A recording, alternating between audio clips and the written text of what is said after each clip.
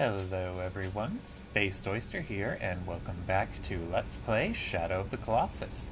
Last time, we defeated Colossi number 6 and 7, and some ultimately anticlimactic battles, because I was pretty sure they were going to be more stressful.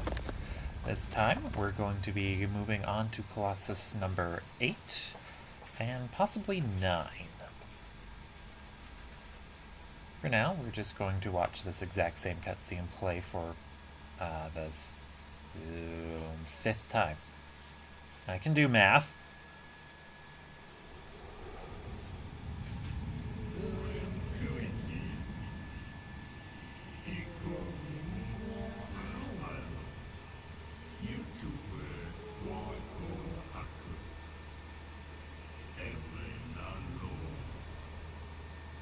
Is it just me, or are the female voice actors starting to get slowly dropped out of Dorman's voice? Well, not voice actors, but the female voice parts of Dorman's voice.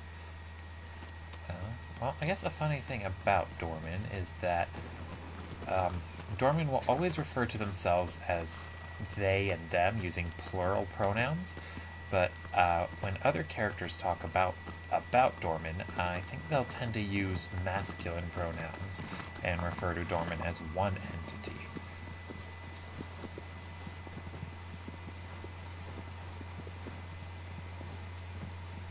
Makes me wonder if they simply don't know that much about Dorman, or if Dorman is, I don't know.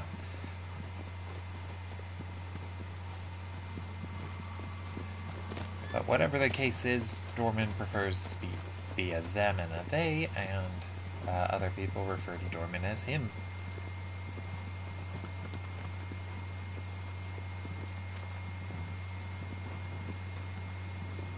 So we got caught up talking about Aiko last time. I did do a bit of research, and it turns out that the Team Aiko has unfortunately gone under, and they did only make these 3 games: Aiko, Shadow of the Colossus, and The Last Guardian.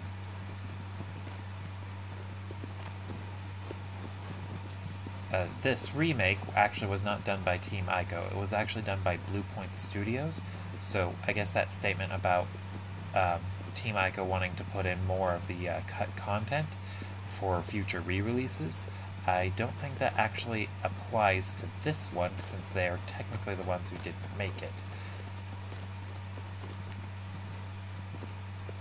Regardless of intent, though, the team at Blue Point did do a pretty good job of recreating this game almost exactly.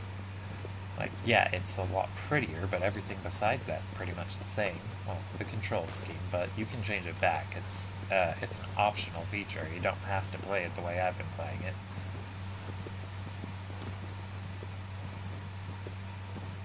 Fortunately for us, Colossus number 8 is actually a lot closer to the shrine than Catfish was.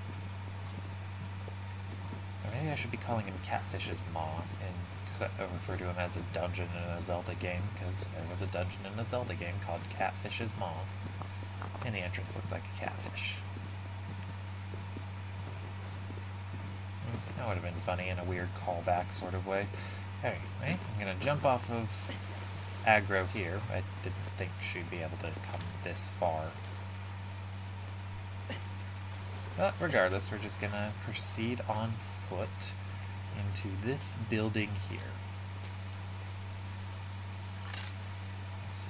And I'm going to pull out the bow, because we're going to need it for the first phase of this encounter. Spoiler alert, I guess.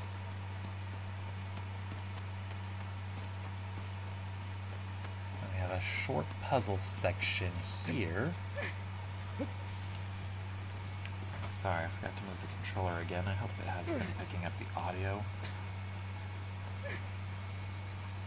Been trying to get better about that, but it's a tough habit to break.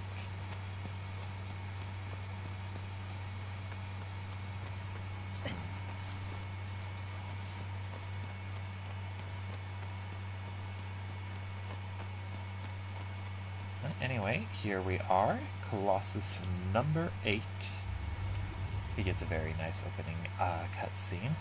His semi-official name is Kuromuri, which, as far as I'm aware, translates to the Wall Shadow.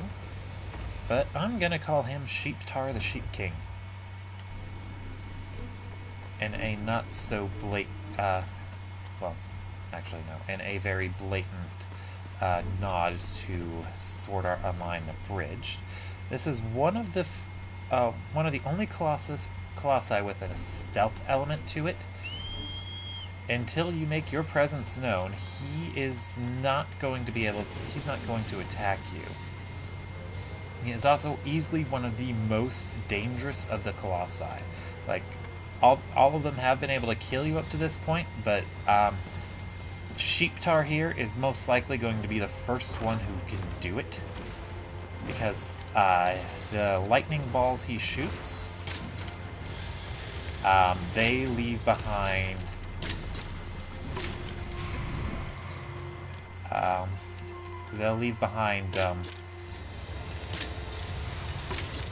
an AoE effect that's kind of like poison. Yeah, but once you shoot him in the legs while he's clinging to the building there,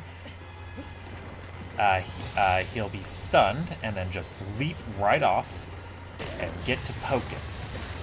He'll have 2 weak spots, same as on normal mode. One of them is going to be on his chest here, and the other is on his crotch. Yeah, I probably could have stabbed him a bit more. No, I can't. Let's get the bow back out and get climbing. One of the cut colossi actually did have stealth elements too. Let's see. Can I get to my notes? Yeah, a gargoyle named Folux. The player was supposed to lure it down because it could fly. They were going to lure it down and then hide in some grass, then jump on its back. Alright, I'm not going to go too high up because I don't think I can survive another fall.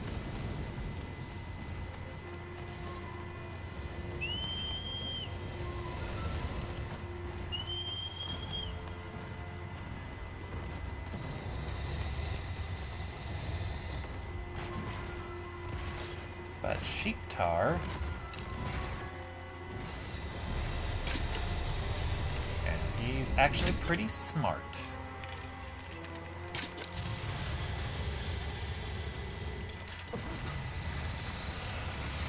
Ooh. Wander's making a lot of link noises. Usually it only takes me about 2 times of knocking him down, but his inflated health bar here on hard mode is probably going to make that 3 or 4.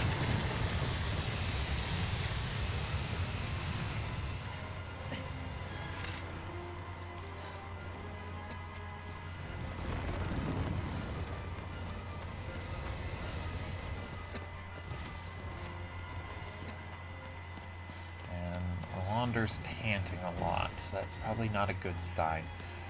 I kind of wish I had one of those completely useless shrines to pray at right about now.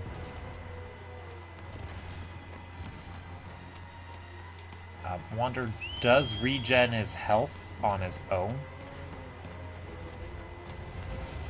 but it takes quite a bit, so I wouldn't rely on it.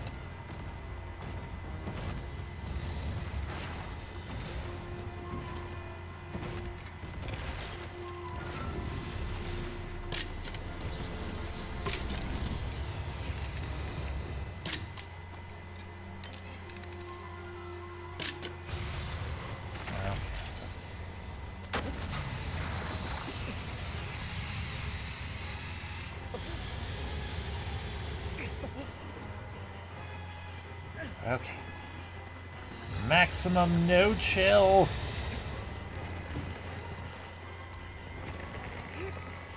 Let's poke him in his penis and get this over with.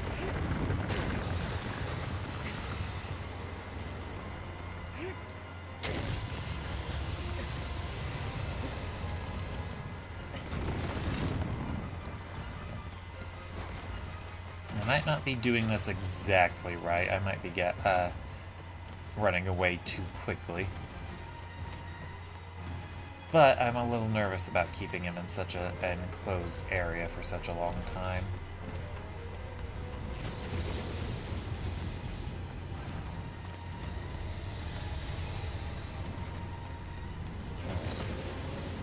Let's try a whistle here, and then run this way.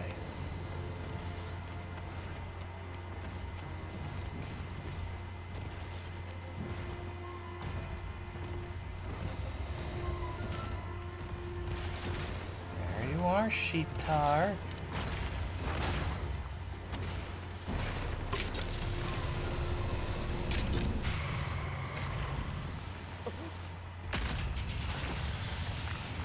Ooh. That was not nerve-wracking. But hopefully that fall stunned him long enough for us to finish the job. It's a shame he doesn't take fall damage. Sheeptar, the Sheep King, your reign of terror is at an end.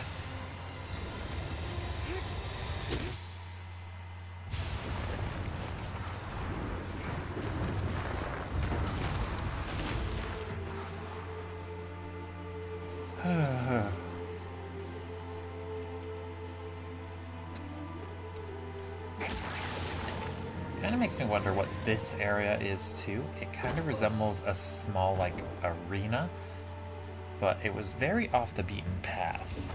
I guess that could support the arena idea a bit more thoroughly. That was a pretty clear audio signal. I think we got enough time to handle the next Colossus. So let's go ahead and take him down too.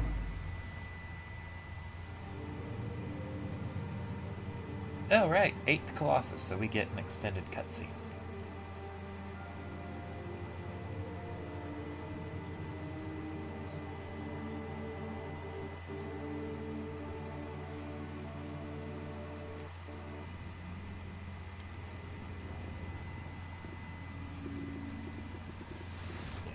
As you could probably maybe not hear, he very lightly said her name under his breath.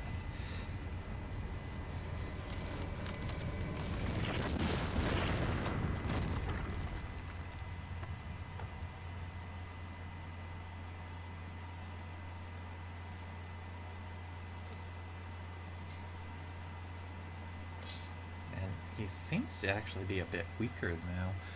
Or maybe that's just because he was getting up from his nap.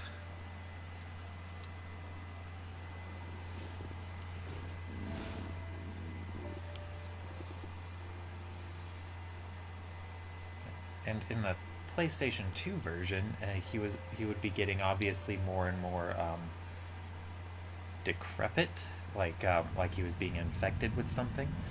I can't really notice it as well on this version though.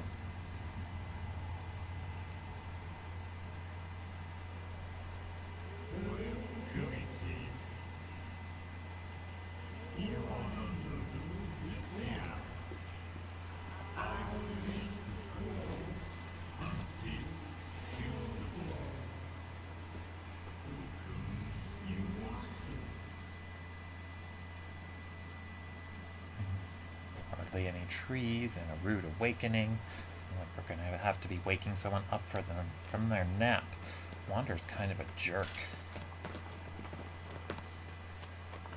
Although, speaking of Wander actually being a jerk, one aspect of this game that many players actually do seem to like is the ambiguous nature of the whole situation.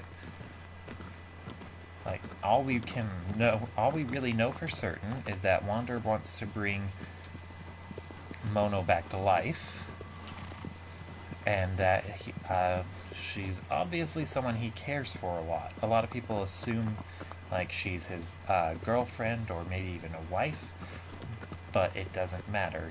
She just has to be someone that he's close to. She could even be his sister for all I know.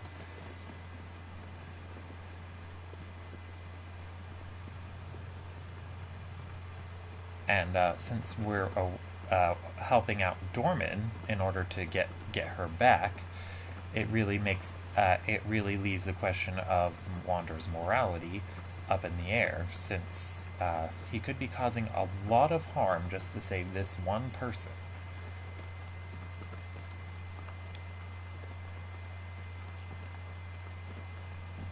Although if you're playing the game for the first time, don't think about that too much if you want to finish.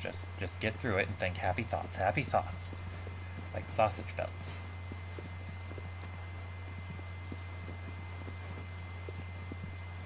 He is off in this direction.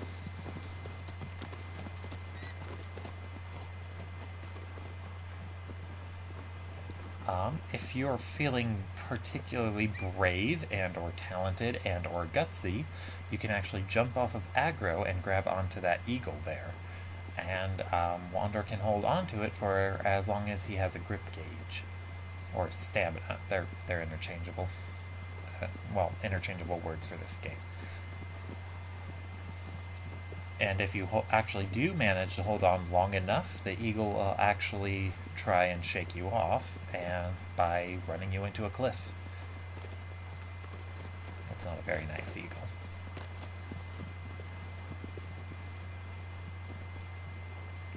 Although that does remind me of another small feature they added to this release, is that if you leave the game on the start screen for long enough, it'll just have a glamour shot of aggro running around for a little bit. But lately, it's been showing me an eagle flying around for a bit instead.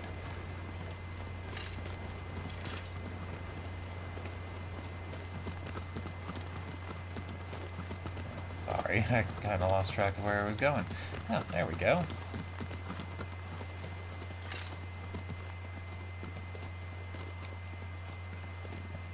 And here we are meeting the 9th Colossus.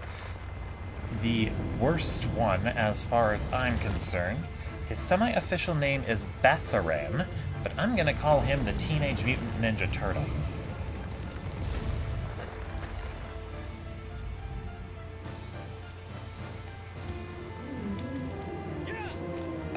Yeah, his fight is very, very not good. He's the other reason why I was hesitant to try and finish a playthrough on Time Attack. Bassaran, the Teenage Mutant Ninja Turtle, he loves to stay at range and try and shoot lightning bolts at you. The way you the way you get to climb onto him is you need to lure him over one of those geysers as it's gushing.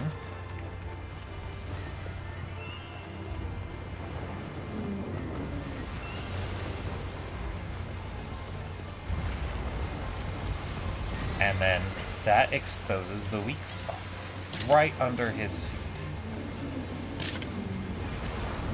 That knocks him over. And I don't care how badass that is, I still hate this guy. It's so hard to position him correctly. And, well, I guess I should say annoying since I actually did it effortlessly.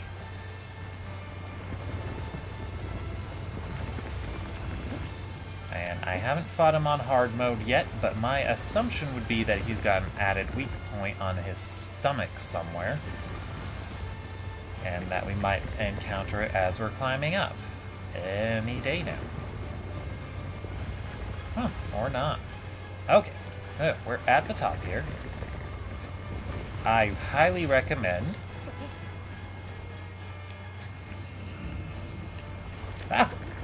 Hold on, Wander, hold on. Yeah, I highly recommend holding on to here until he flips back over.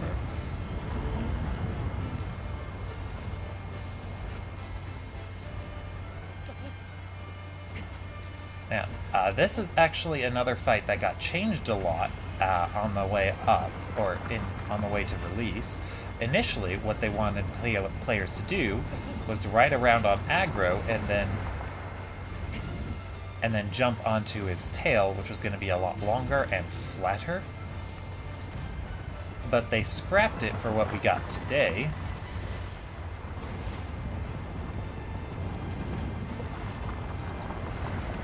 Because they thought that was too boring. And it looks like he actually didn't get a new health point, or a new weak point, so I guess he's just going to have more health.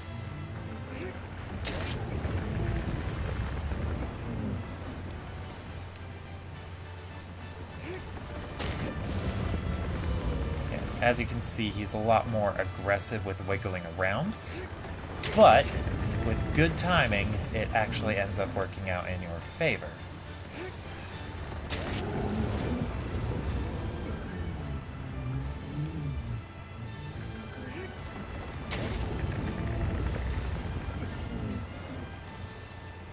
Although I'm burning through pretty much all of my stamina here.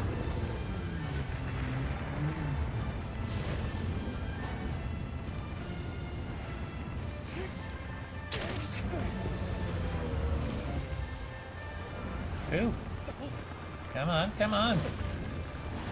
Stop shaking so I can kill you.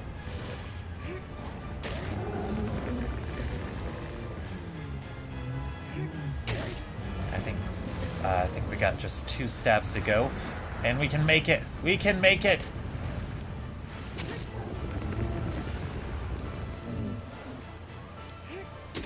There we go! The Teenage Mutant Ninja Turtle is dead.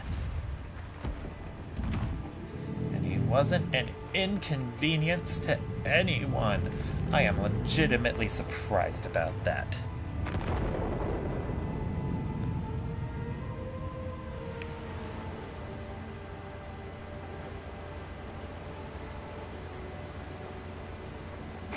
Oh.